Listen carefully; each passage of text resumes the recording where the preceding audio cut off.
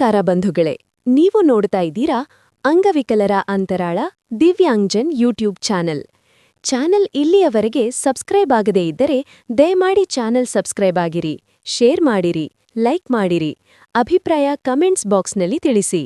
Bell icon ಒತ್ತುವುದನ್ನು ತಪ್ಪದೇ ಮರೆಯದಿರಿ.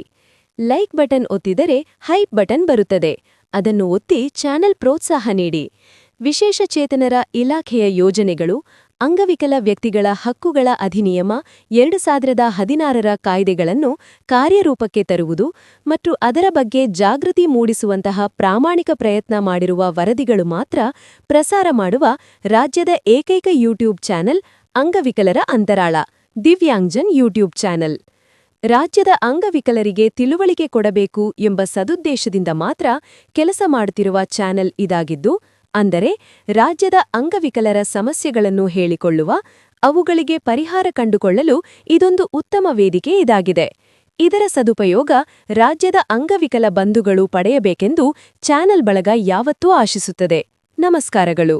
ದಿನಾಂಕ 19/12/2025ರಂದು ವಿಜಯನಗರ ಜಿಲ್ಲೆ ಕೊಟ್ಟೂರು ತಾಲೂಕು ಪಂಚಾಯಿತಿ ಹಾಗೂ ವಿಕಲಚೇತನ ಹಿರಿಯ ನಾಗರಿಕರ ಸಬಲೀಕರಣ ಇಲಾಖೆಯ ಸಂಯುಕ್ತ ಆಶ್ರಯದಲ್ಲಿ ಇಂದು ಕೊಟ್ಟೂರು ತಾಲೂಕು ಪಂಚಾಯಿತಿಯಲ್ಲಿ ವಿಆರ್‌ಡಬ್ಲ್ಯೂ ಮತ್ತು ಯುಆರ್‌ಡಬ್ಲ್ಯೂ ಆರೈಕೆದಾರರ ತರಬೇತಿ ಕಾರ್ಯಾಗಾರವನ್ನು ಏರ್ಪಡಿಸಲಾಗಿತ್ತು.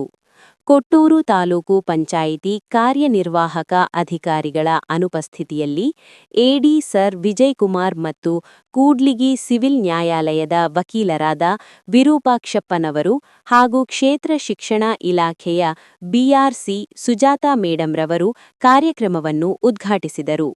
ನಂತರ ಕಾರ್ಯಕ್ರಮವನ್ನು ಉದ್ಘಾಟಿಸಿ ಮಾತನಾಡಿದ ತಾಲೂಕು ಪಂಚಾಯಿತಿ ಎಡಿ ಸರ್ ವಿಜಯಕುಮಾರ್ ಅವರು, ವಿಕಲಚೇತನರು ಸಮಾಜದ ಅವಿಭಾಜ್ಯ ಅಂಗ.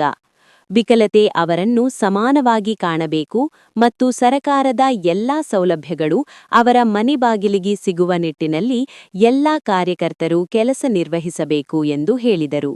ನಂತರ ಕೂಡ್ಲಿಗಿ ಸಿರಿ ನ್ಯಾಯಾಲಯದ ವಕೀಲರಾದ ವಿರೂಪಾಕ್ಷಪ್ಪನವರು ಮಾತನಾಡುತ್ತಾ ವಿಕಲಚೇತನರಿಗೆ 2016ರ ಕಾನೂನಿನ ಮಹತ್ವವನ್ನು ತಿಳಿಸುತ್ತಾ, ನಂತರ ವಿಕಲಚೇತನರ ವಿದ್ಯಾಭ್ಯಾಸ ಸರಕಾರಿ ಹಾಗೂ ಅನುದಾನಿತ ಸಂಸ್ಥೆಗಳಲ್ಲಿ ಹೇಗೆ ಪಡೆಯಬೇಕು ಎಂಬುದನ್ನು ವಿವರಿಸುತ್ತಾ, ನೌಕರಿ ಮತ್ತು ಕಂಪನಿಗಳಲ್ಲಿಯೂ ಸಹ ವಿಕಲಚೇತನರಿಗೆ ಯಾವ ವ್ಯವಸ್ಥೆಯನ್ನ ಮಾಡಬೇಕು ಎಂದು ವಿವರಿಸುತ್ತಾ, ಸಮಾಜದ ಪ್ರತಿಯೊಂದು ಹಂತದಲ್ಲಿ ವಿರಸಚೇತನರನ್ನು ಹೇಗೆ ಗೌರವದಿಂದ ಕಾಣಬೇಕೆಂದು ತಿಳಿಸಿದರು. ನಂತರ ಸುಜಾತಾ ಮೇಡಂರವರು ಮಾತನಾಡಿ, ವಿಕಲಚೇತನ ಮಕ್ಕಳ ಶಿಕ್ಷಣದ ಬಗ್ಗೆ ಕಾಳಜಿ ವಹಿಸಬೇಕು ಮತ್ತು ಪ್ರತಿ ಹಂತದಲ್ಲೂ ಅವರ ಬಗ್ಗೆ ಗಮನ ಹರಿಸಿ ವಿಕಲಚೇತನ ಮಕ್ಕಳ ಶಿಕ್ಷಣದ ಬಗ್ಗೆ ಮಹತ್ವವನ್ನು ವಿವರಿಸಿದ್ದರು. ಈ ಸಂದರ್ಭದಲ್ಲಿ ಪ್ರಭಾರಿ ತಾಲೂಕು ವಿವಿಧೋದ್ದೇಶ ಪುನರ್ವಸತಿ ಕಾರ್ಯಕರ್ತರು ಎಂಆರ್‌ಡಬ್ಲ್ಯೂ ಟಿ ಲಕ್ಷ್ಮಿ ಮತ್ತು ಎಲ್ಲಾ ಗ್ರಾಮ ಪಂಚಾಯಿತಿಯ ಗ್ರಾಮೀಣ ಪುನರ್ವಸತಿ ಕಾರ್ಯಕರ್ತರು ಹಾಜರಿದ್ದರು ಮತ್ತು ವಿಕಲಚೇತನರ ಆರೈಕೆದಾರರು ಭಾಗವಹಿಸಿ ಕಾರ್ಯಕ್ರಮವನ್ನು ಯಶಸ್ವಿಗೊಳಿಸಲಾಯಿತು. ವರದಿಯನ್ನು ಕೆ ವಾಗೀಶ ರೆಡ್ಡಿ ವಿಆರ್‌ಡಬ್ಲ್ಯೂ ಅಂಬಳಿ ಅವರು ಅಂಗವಿಕಲರ ಅಂತರಾಳ ದಿವ್ಯಾಂಗ್ಜನ್ ಯೂಟ್ಯೂಬ್ ಚಾನೆಲ್ ಜೊತೆಗೆ ಹಂಚಿಕೊಂಡರು. ಧನ್ಯವಾದಗಳು.